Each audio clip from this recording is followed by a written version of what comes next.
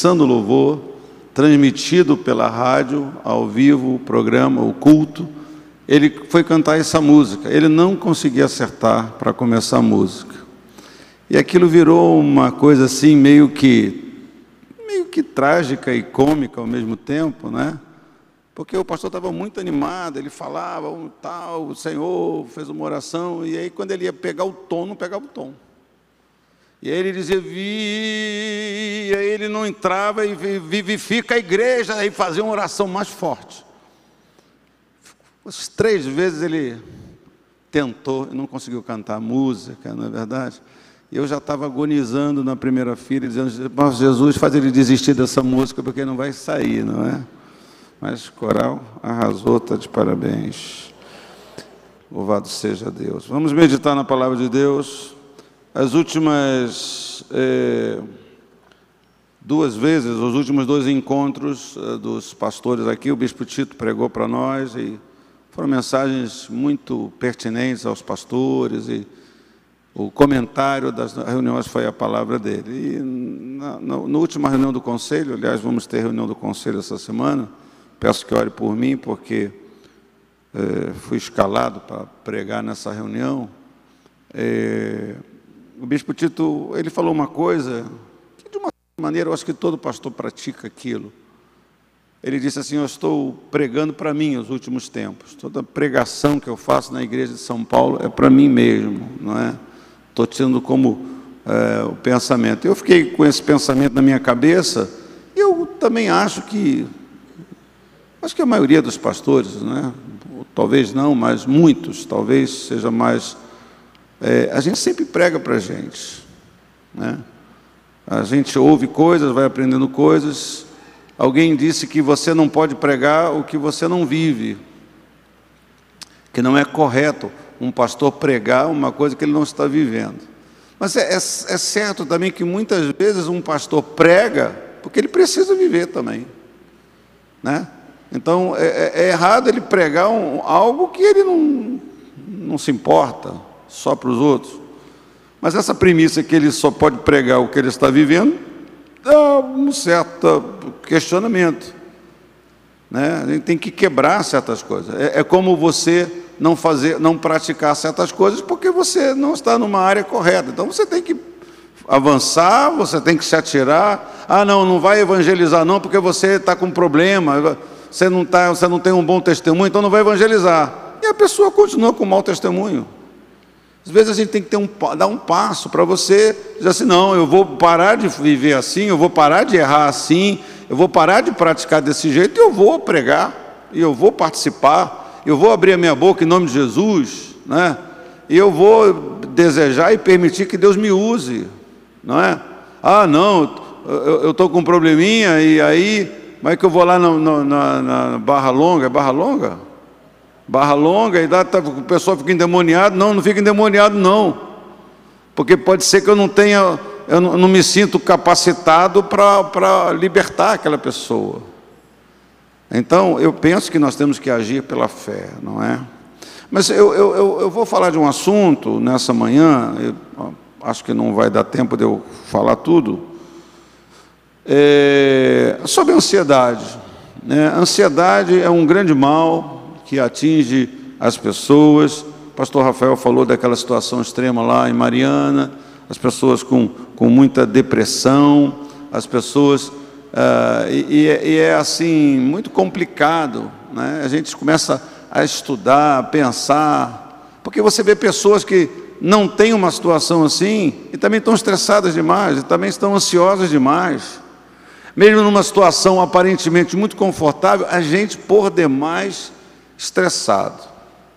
Então eu quero compartilhar com você, e eu queria colocar no seu coração, você que está muito ansioso, você que está na beira de um colapso, você que está estressado, quero colocar um pensamento simples no seu coração, que é o seguinte, que é possível vencer, é possível sair da ansiedade.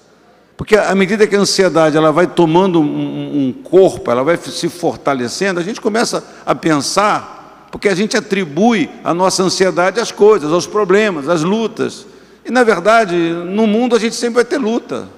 Então, Jesus prometeu que, apesar das dificuldades, a gente tem que viver uma vida de paz, tem que viver uma vida abundante, não é? Não pode, não, o Senhor se manifestou para a nossa liberdade, né? E como todos nós somos tocados por isso, acaba que se você não voltar o seu coração, a sua mente para a palavra de Deus, você começa a acreditar que não tem jeito. Podemos achar irmãos que acham que é normal viver de uma maneira, que é normal viver com a temperatura, se eu posso usar essa expressão, da ansiedade muito elevada, porque o mundo, a gente fala, no mundo tereis aflições. Sim, mas no mundo nós não viveremos debaixo das aflições, nós teremos aflições. Mas as aflições, elas têm que vir e elas têm que passar, não é? Pelo menos de dentro de nós, de dentro do nosso coração. E aí nós temos que aprender com quem nos ensinou, quem é o mestre, que é Jesus. Nós temos que ir para as coisas que Jesus falou. Acontece comigo, acontece com todos nós, às vezes não presta muita atenção, a gente às vezes não relaciona devidamente, não é? Então, antes de continuar, eu queria que você abrisse a Bíblia em Mateus capítulo 6.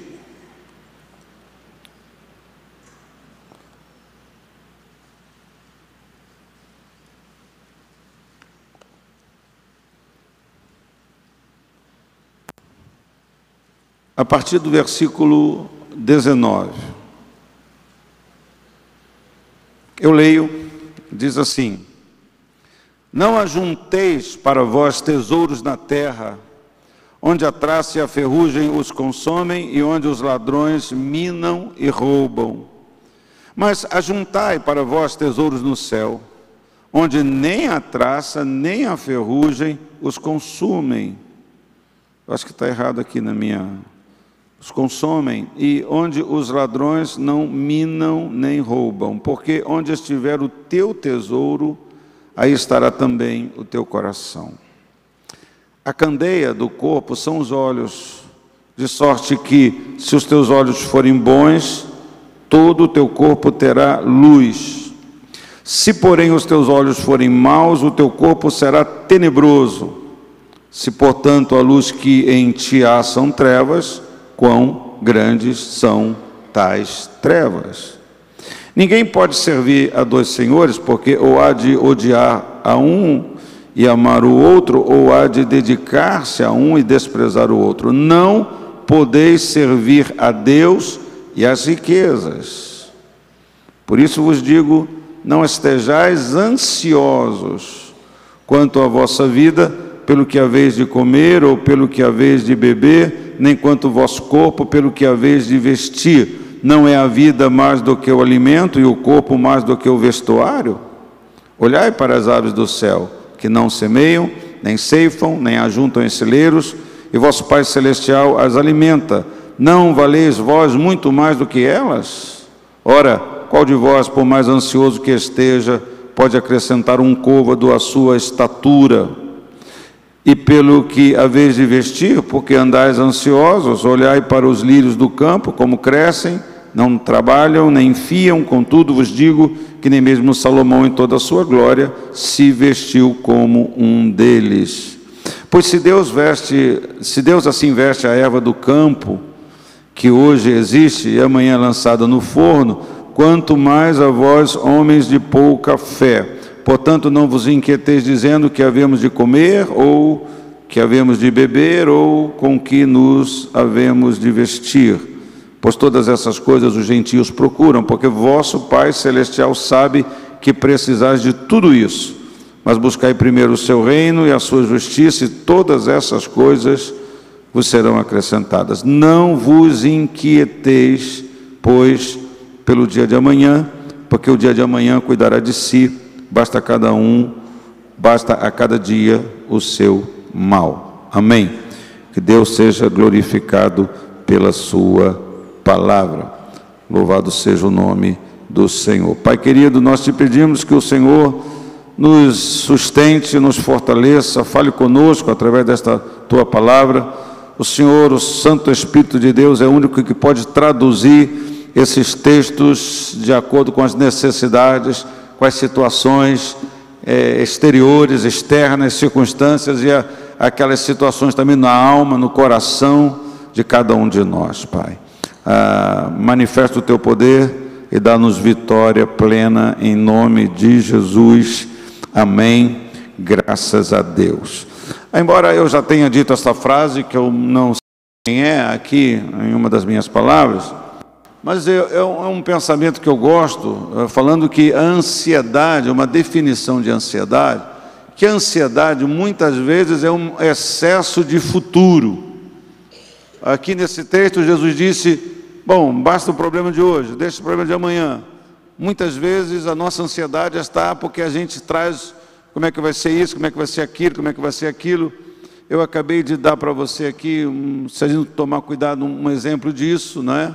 Que eu estou aqui ministrando para você a palavra de Deus nessa manhã, logo mais à noite eu vou estar na igreja de Éden, que completou 15 anos já, a nossa filha de Éden está debutando, já está uma moça bonita, não é?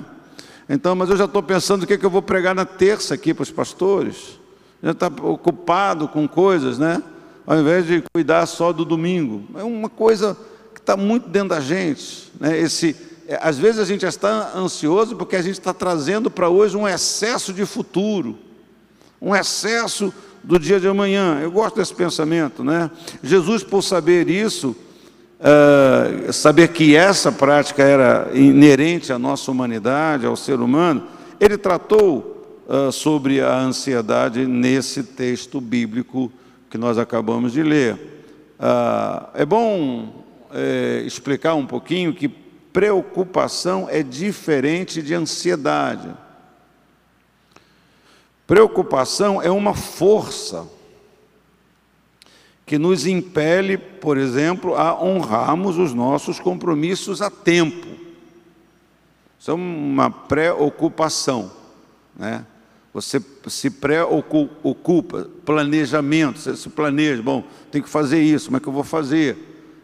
Eu tenho que pagar, então você tem um compromisso, vamos fazer ali, vamos comprar ali, não posso comprar porque eu tenho um compromisso, eu tenho que honrar aquele compromisso, ele está na minha cabeça, eu não posso assim desviar aqui. Então, preocupação é diferente de ansiedade, não é? Então, preocupação é essa força que nos impele a honrarmos os nossos compromissos a tempo. Já a ansiedade decorre de um excesso de preocupação. Então, preocupação é uma coisa, muita preocupação, muito se preocupar não, então não vou me preocupar com nada. Também isso não, deixa rolar, se dá, se pagar, paga, se não pagar, eu não pago. Não é assim. Agora,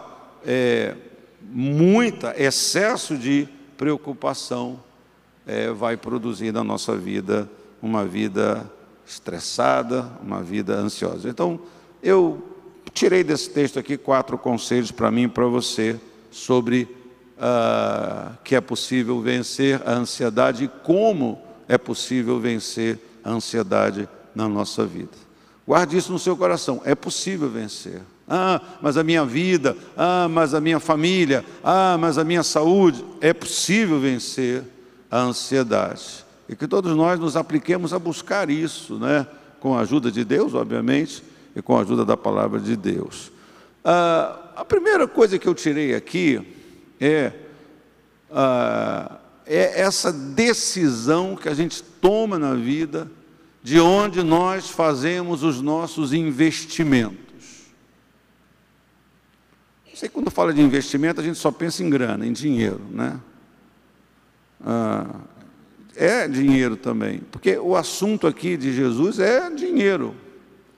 Não deixe preocupados com o que vai comer, com o que vai vestir, tudo que demanda recurso, tudo que demanda condição. Então, Jesus sabe que o que buscamos, na verdade, com essa busca do material, é a felicidade. Então, Jesus nos ordena a não colocarmos o nosso coração, todo o nosso ser, toda a nossa energia, em coisas passageiras, em coisas efêmeras, uma vez que a qualquer momento nós podemos perder essas coisas, não é? A traça corrói, o ladrão rouba. As coisas, elas são efêmeras. As coisas, elas não duram para sempre. Tá certo? Eu gosto dessa definição do C.S. Lewis, que ele disse: não devemos colocar nossa alegria em qualquer coisa que podemos perder. A minha alegria é um bem, a minha alegria é um imóvel, minha alegria é dinheiro, uma coisa que eu tenho, graças a Deus eu estou garantido. Essas coisas, elas podem dissolver-se, elas podem desaparecer, elas podem dar guinadas na nossa vida. Então Jesus está dizendo: não coloca essa, porque nós buscamos essa realização, não é? Devemos, entretanto, ajuntar tesouros eternos, que jamais perderemos. Devemos juntar tesouros eternos, que jamais serão tirados de nós. Não que seja errado. Jesus não está condenando lutarmos para conquistar algo aqui nesta terra, e até penso eu que nós devemos, desde que tudo seja feito sob uma perspectiva de eternidade e uma perspectiva para o reino de Deus. Mas não pode fazer esse ajuntamento achando que é aquilo ali, que está tudo certo agora, né? Que isso não, o ajuntamento das coisas não nos dá nos leva à ansiedade, faz parte desse conjunto de preocupação, né? Quantos de nós dizemos assim: não, eu estou garantido? Por que você está garantido, né? Eu estou garantido porque agora eu sou funcionário público, eu estou garantido agora porque eu consegui construir um patrimônio. A história mostra quantas pessoas que construíram patrimônios aí morreram numa situação altamente difícil, altamente feridos, enfermos, deprimidos. Tantos outros que até deram cabo da sua própria vida, diante da ferrugem, diante do ladrão que levou todas as coisas, não é? Então, para evitarmos o mal da ansiedade, devemos escolher um lugar seguro para os nossos investimentos. E a Bíblia nos ensina, no versículo 22 e 23, Jesus trata da consciência boa ou ruim acerca das coisas. Os olhos maus sempre buscam coisas terrenas, que nunca suprem a nossa alma, o que traz ansiedade. Mas os olhos bons visam o que é eterno e traz paz. Tudo que é verdadeiro, tudo que é honesto, tudo que é puro, tudo que é amável, segundo Filipenses, capítulo 4, versículo 8 e 9. Então, eu estou sendo tão resumido com esse princípio tão importante, mas todos nós aqui somos inteligentes e pessoas que têm vivido, que têm feito essas escolhas, não é? E tantas coisas podiam ser acrescentadas, tantas informações bíblicas a essas coisas, né? A Bíblia faz algumas explicações sobre certas atitudes de vida que são resumidas em correr atrás do vento. Você já se preocupou com isso? Às vezes a gente vê uma pessoa que tem uma deficiência mental, correndo, está correndo para cá e para cá, eu estou correndo atrás do vento. Mas você era doido, correr atrás do vento. Maluco, não está com a sua consciência sã. Mas quantas vezes também nós estamos correndo atrás do vento? Não desse vento aí, o ar, né, que não se pode pegá-lo, não se pode abraçá-lo. Nós estamos envolvidos por ele. Mas quantas vezes a nossa prática de vida é correr atrás de uma coisa que pode ser dissolvida, que pode ser perdida com facilidade, pode ser corroída. Então, é isso aqui que o Senhor está dizendo para mim, ou pelo menos o entendimento que eu estou tendo desse texto, ou dessas afirmações sobre olhos maus. Eu sei que esse ensino de olhos bons e maus pode ser aplicado em outras questões, mas eu estou aplicando dentro desse contexto que Jesus começou a falar, não é? começou a ensinar que no meio do texto que eu li, é que ele falou da ansiedade. Não andeis ansiosos, mas começou lá. Não é? Não ajunte, não busque isso. Cuidado com o que você está fazendo, o investimento da sua vida, do seu tempo.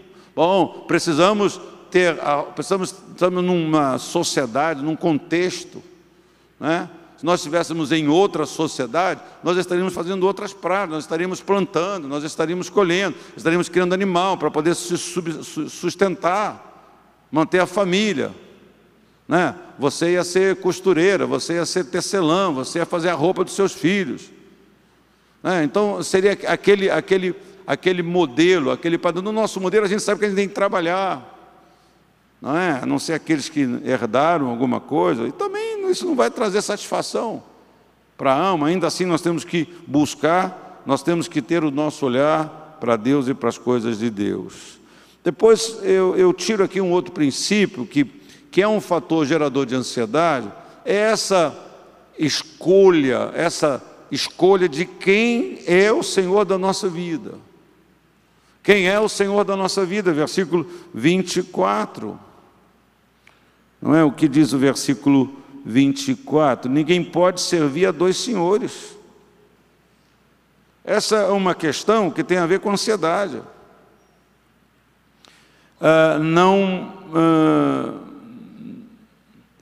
Pois odiará um e amará o outro, ou se dedicará a um e desprezará o outro. Você não poderá servir a Deus e ao dinheiro. Talvez você que tem uma vida econômica simples, você que na linguagem desses tempos, e dos tempos antigos também, é uma pessoa pobre de recursos materiais, talvez você ache que isso não tem a ver com você porque você não tem dinheiro. Talvez a gente pensa isso. Como a gente não tem dinheiro, a gente não vai cair nesse pecado.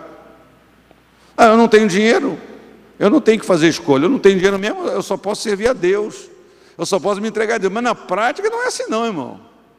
O problema é que, às vezes, né, talvez esse meu às vezes aqui seja meio furado, porque nós temos mais gente pobre que precisando de recursos do que rico, tendo que lidar com o problema de ter muito recurso, não é verdade? Mas, às vezes, a gente não tem dinheiro, mas a gente quer muito dinheiro. A gente está correndo mais atrás do Deus dinheiro do que atrás de Deus. Lá no nosso coração, essa questão de quem é Senhor da sua vida é interior. É do coração, é na alma. É no nosso interior essa questão. Então, essa palavra aqui, temos que escolher o Senhor da nossa vida, é para todos nós, independente da nossa situação econômica. Independente se nós temos ou não temos, se nós temos o suficiente, né? Essa é uma questão que a gente sempre tem que se perguntar, porque essas são manifestações da nossa humanidade, né? Nós sempre queremos mais, nós sempre queremos mais. Falando de recursos, falando de certas coisas, ninguém quer menos. Não, por favor, não quero mais, não vai fazer mal, né? Deixa vir, ué. Que bom, se Deus está me dando, aleluia. Então nós temos na verdade, nós temos que olhar para nós mesmos e reconhecer que nós temos apego, sim. Nós temos apego. Nós temos um sentimento com essas coisas. Então, responda para você mesmo, querido irmão, qual o seu Senhor? Qual o seu Senhor? Aquele a quem você presta adoração? Quem é o seu Senhor? Aquele a quem você dedica-se. A quem você dedica-se. Quem tem recebido o seu empenho, a sua dedicação, o seu culto? Será que pode ser as riquezas pela qual você vive e luta? Esse versículo chama a atenção, ou chama-nos a todos a uma autoanálise, para sabermos a quem verdadeiramente servimos. Se os bens dessa terra são o nosso Senhor, consequentemente seremos ansiosos, porque tais bens são instáveis, tais bens são inconsistentes. Só Deus é eterno e só Deus é imutável. Porque trocamos a instabilidade de bens pela eternidade de Deus, pela promessa da palavra de Deus, pelas promessas de Deus na sua vida, que não param, que não terminam, que não vencem, que não prescrevem, que não sofrem influência, alteração. As pessoas cujo Senhor são as riquezas, são inquietas, são ansiosas, são estressadas. Todavia, Deus é o mesmo e seu amor dura para sempre. Ele era e é e há de ser. Ele é o alfa e o ômega. Então nós devemos, pois, ter Deus como o único Senhor da nossa vida. A escolha correta nos conduzirá ao descanso, uma vez que nosso Deus, Ele não muda. Então eu tenho que voltar, e todos nós temos que voltar e dizer: mas quem é o Senhor da minha vida?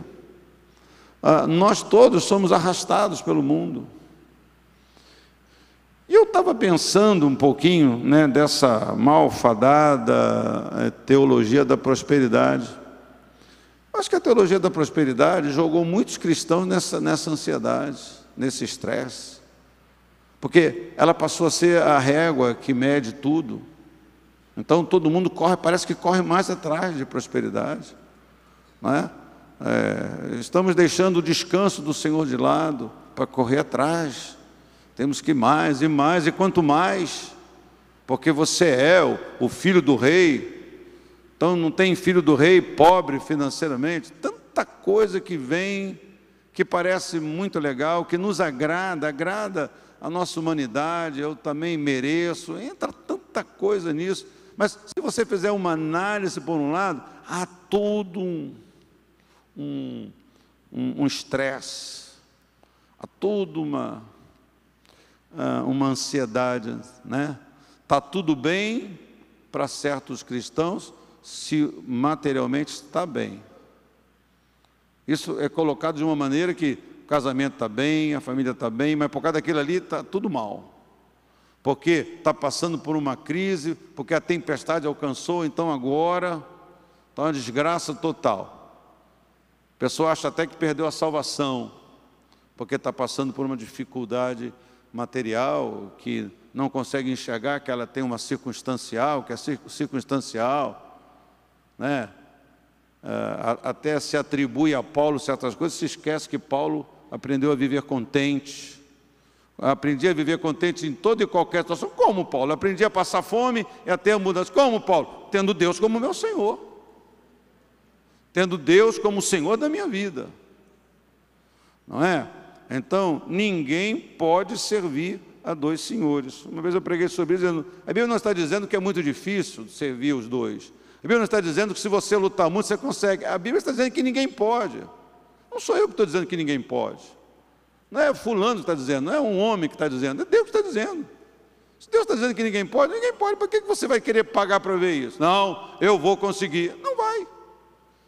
Não vai é porque a Bíblia diz que ninguém pode. Ninguém pode servir. Então, nós devemos ter Deus como o único Senhor da nossa vida. A escolha correta vai nos conduzir a um equilíbrio, vai nos conduzir a um bom senso, a uma paz, a uma segurança, vai drenar, vai fazer sair fora a ansiedade do nosso coração, porque nós confiamos no Senhor. Os que confiam no Senhor são como um monte de Sião que não se abala. Firme. Mas é muito difícil. É uma escolha que eu tenho que fazer.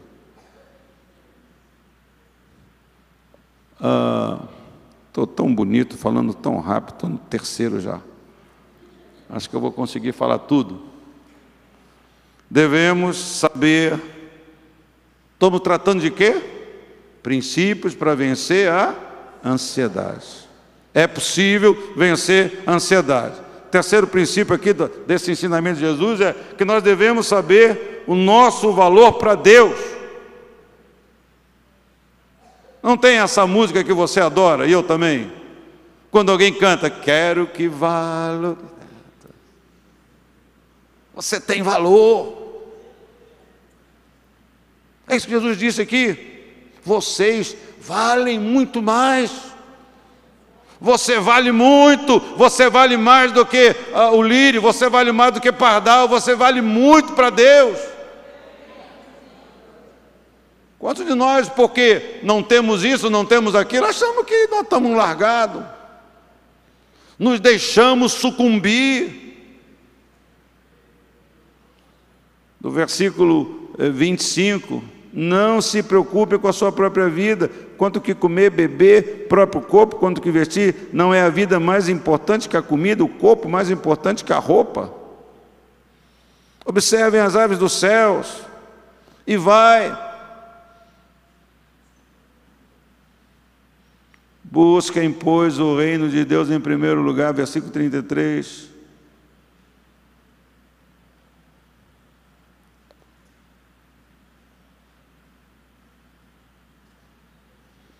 Normalmente, ou depreciamos, ou exageramos o nosso valor para Deus. Ora somos vítimas, ora agimos segundo aí as teologias do nosso tempo e exigimos que Deus nos sirva. E invertemos os papéis, Deus tem que fazer, Deus tem que me dar. E daí surgiu certas declarações, mas que na minha cabeça, mas elas estão erradas. As coisas dependem da aplicação que a gente dá, não é? Jesus orou, e ele não usou a afirmação, a determinação para aquele pedido que ele fez. Senhor, o negócio está pesado, mas se for possível, passa de mim o cálice.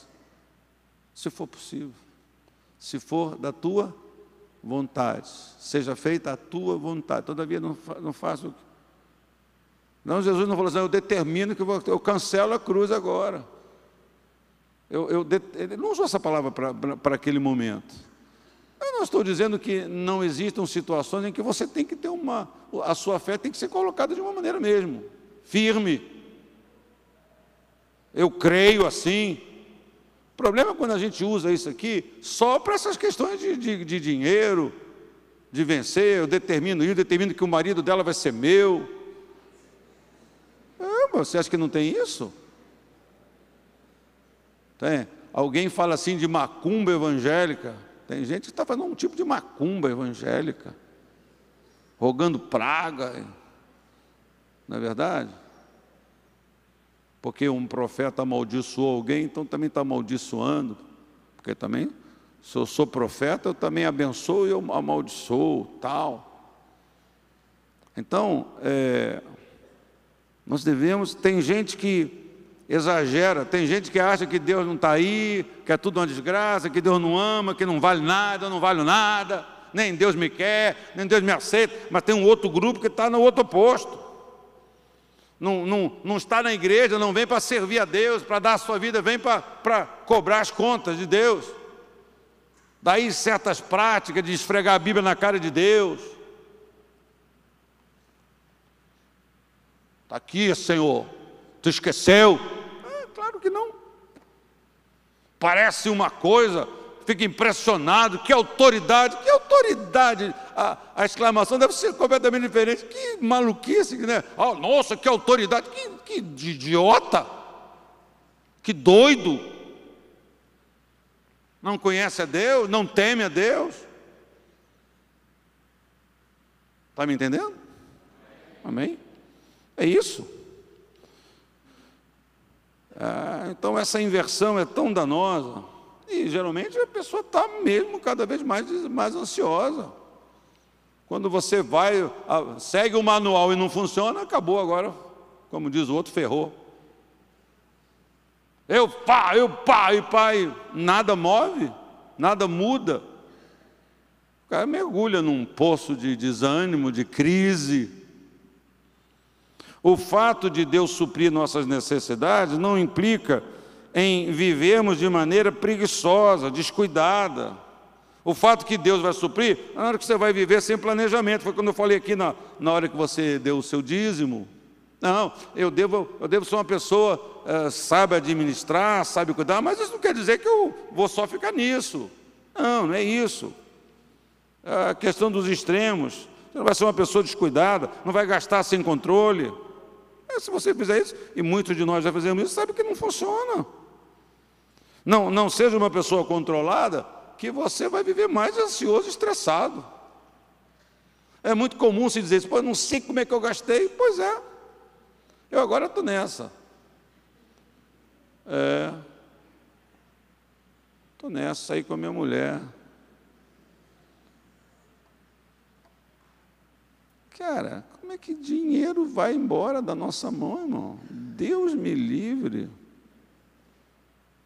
Estou pensando em... Não adianta você não levar dinheiro, você não tem que levar cartão, tem que levar nada. As facilidades são tão grandes, né? Então vai. Eu saí para caminhar com a Kátia ontem. Eu geralmente, quando saio para caminhar, eu levo R$10, R$5, que é o preço da água de coco. Mas com a Kátia, eu fui e botei R$62 no bolso para dar uma caminhada. Você não precisa ser profeta para saber com quanto que eu voltei. Nada, zero.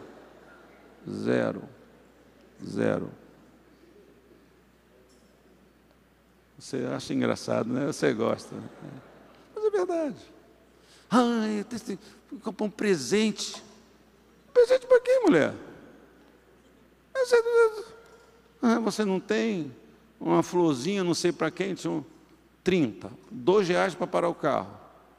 2 já foi, ficou 60. Aí passou numa barraquinha de suco, gengibre com rapadura, com sei lá o que, aquelas coisas. 10 pratos.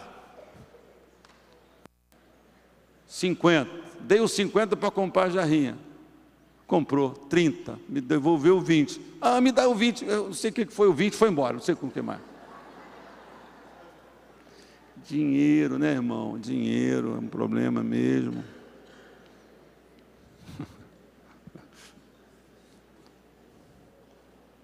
Você não quer pagar para mim isso, não? Enfim.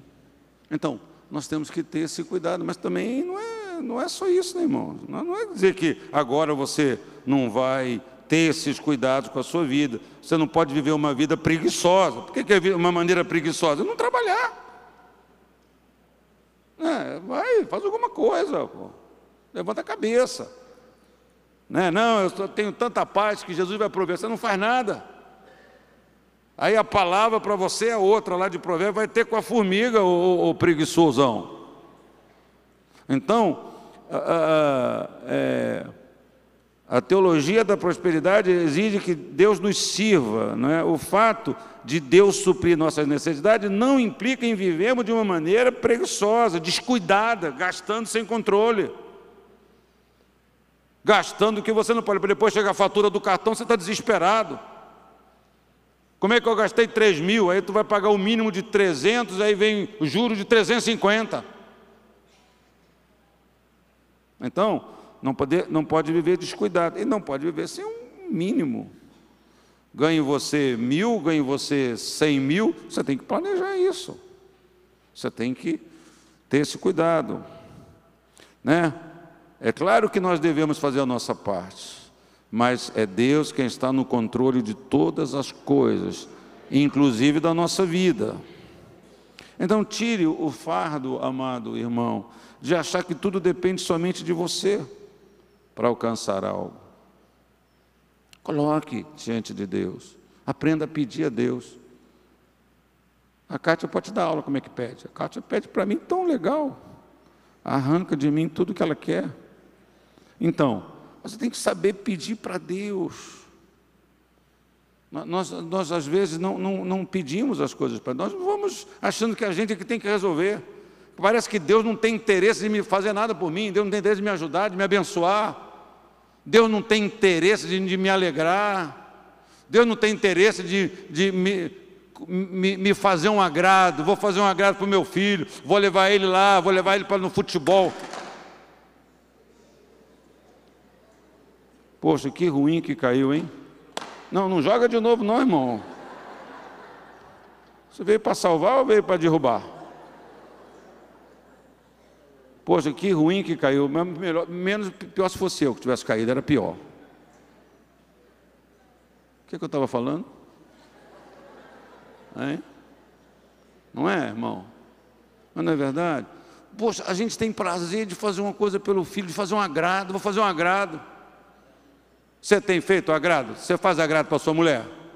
Quem o marido fez um agrado para a mulher essa semana, levanta a mão. Aí, irmão, a tua mulher sabe, hein? Olha aí, ela está do teu. Tu fez agrado para sua mulher? Pô, essa semana eu enchi a minha mulher de agrado. Não de dinheiro, de agrado. A nossa ajudante deslocou a clavícula. 15 dias sem trabalhar. E está lá a Cátia em cima de mim. Você leva essa loucinha da noite? Você leva essa loucinha da manhã?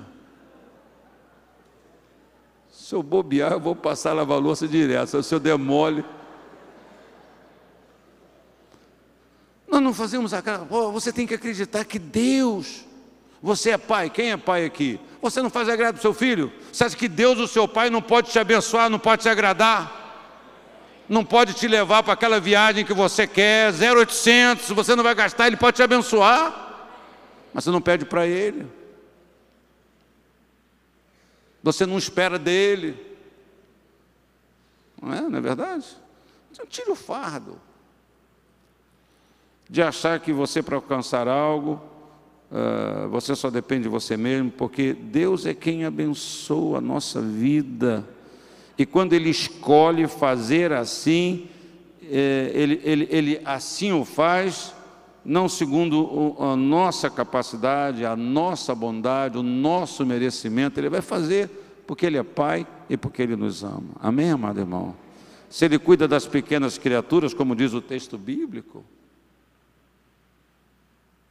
e supre as suas necessidades, muito mais cuidará de nós, pois somos filhos amados de Deus. Você é um filho amado de Deus. Você é uma filha amada de Deus. Liberte-se. Liberte. Ah, mas se Deus me ama, por que eu estou assim? Se Deus me ama, por que eu não tenho um tostão? Recebi um telefonema semana passada, uma mensagem, preciso falar com o bispo. Aí, reunião, volta, eu vou ligar para o pastor, tal. Liguei ontem. E quando liguei, o pastor veio conversar comigo, à beira de uma crise, servo de Deus, chorou muito no telefone. Dinheiro, conta vencida, luz para ser cortada, a dívida da igreja que não consegue pagar, e não tem perspectiva de pagar, tal. Bispo, ano passado eu vendi meu carro, não tenho carro para pagar uma conta da igreja. Quantas pessoas não têm a menor noção do que um pastor passa, né? As pessoas gostam de atacar o pastor, criticar o pastor. As pessoas não sabem. O pastor pode falar para mim, tu acha que ele foi para a frente da igreja e falou, mas irmão, eu vendi meu carro porque eu fui pagar o imposto da igreja, que não tivemos dinheiro para pagar 3 mil, 4 mil de imposto da igreja. E ele falou para mim, bispo, o proprietário está me apertando. Eu falei para ele, cara, eu vendi meu carro, não tenho mais o que vender. E conversamos lá, chorou no telefone, pai, filhos pequenos, meninos, meninas. Quer abandonar, quer sair, quer deixar, se sentindo um fracassado. Aí minha pressão já começou a subir. Eu ouvi. E falei algumas coisas para ele. Falei, bom, faz o seguinte, você manda para mim a conta, e manda para mim quais são as suas dívidas, e manda para mim quais são as dívidas da igreja, e vamos ver o que a gente pode ajudar. Ele falou para mim assim: bispo, eu tirei hoje os últimos R$16 que tinha na conta da igreja, e eu não tenho R$1. Isso foi sexta-feira, foi sábado, foi sexta, 8 da noite, 7 da noite. Eu não tenho um tostão. Não sei como é que vai ser, eu sou um fracassado, eu me sinto assim, tá? Pastor, o irmão não é fracassado não, tal. E eu não tenho na minha casa os instrumentos, né, para fazer uma transferência da conta da igreja. Não tenho cheque, não tenho token para mexer na conta, eles ficam aqui. E aí eu fiz uma transferência da minha conta para ele, e você autoriza a igreja a me devolver esse dinheiro, porque eu também não tinha, né? Espero que amanhã a igreja reponha. Também não falei nada para ele, minha conta não tinha esse dinheirinho que eu mandei para ele. E eu falei para ele: pastor, porque o banco da igreja era o banco que eu tenho conta, então ficou mais fácil. Aí eu mandei uma mensagem para ele: vê se esse dinheiro entrou, vê se você vai aí num caixa pegar algum dinheiro. Então, assim, às vezes a gente passa por certas coisas, a gente se sente assim mesmo, fracassado. E eu senti que ele falou assim: eu estou ligando para desabafar. Tá bom, vamos fazer alguma coisinha. Mandei um dinheirinho para ele pagar as contas dele, que estavam atrasadas, as contas de luz, e sobrou algum dinheirinho para ele passar, não é? Então, eu estou compartilhando isso para você, só para ilustrar. Às vezes você não tem noção que um pastor vive, né? Acha que o pastor está bem, o pastor está bem. Quantos se preocupam com certas coisas? O pastor sofre as mesmas dores que as pessoas sofrem, está sujeito às mesmas coisas, às mesmas dificuldades. E às vezes até por causa dessa coisa de, o pastor está mal, pai, não fala.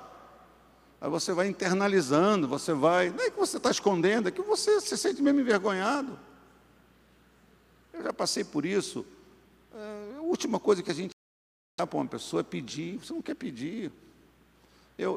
Várias vezes eu me debati com Deus, já estourei a minha hora, depois eu vou terminar. Eu quero terminar o culto no nosso horário aí de 2 horas. Quantas vezes eu me debati com isso, com Deus? Senhor, o Senhor me conhece, pô, você é meu Deus, como é que eu tenho que ligar para alguém? Eu estou ligando para Ti. Estou falando com Deus, para que eu tenho que pedir para Isabel? Pô, se Deus me conhece, se eu sou servo de Deus, eu estou aqui, quer ver se eu estou falando alguma coisa errada? Não, Senhor, Tu és Deus, pá! O céu fica toldado, irmão, no ensinamento de Deus, no treinamento de Deus, na graça que Deus está derramando sobre você. Ele vem o seu garfinho abençoado, amassando você, amassando o nosso orgulho, não é? Fala para o teu irmão: meu irmão, ora para mim porque eu sou orgulhoso. Fala para ele: ora para mim que eu sou orgulhoso.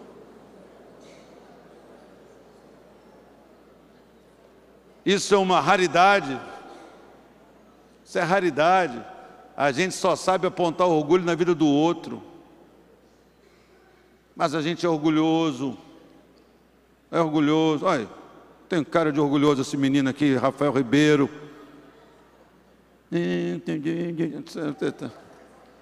Ele só engana a Tayane, não me engana esse rapaz. Mas nós somos assim, irmão. E eu vi na minha vida isso. Mas eu não quero ligar. Parece que pedir ajuda é porque você é derrotado. É porque tu está na bagaceira. E tinha que ligar. Tinha que ligar. O desespero. A aflição. Não é? Então, medita nesse texto. Quem sabe no próximo domingo, se Deus permitir, eu tenho mais um ponto para falar. Quem sabe até domingo que vem aparecem outros pontos aqui. Então, leia esse texto. Leia capítulo 6 todo, né? Veja que o assunto da ansiedade começou lá: não vos ponha num jugo desigual, não busque as mesmas coisas, não entesoura aqui, porque a ansiedade, a base disso é essa questão. É essa questão. Amém, amado irmão? Então vamos ficar de pé.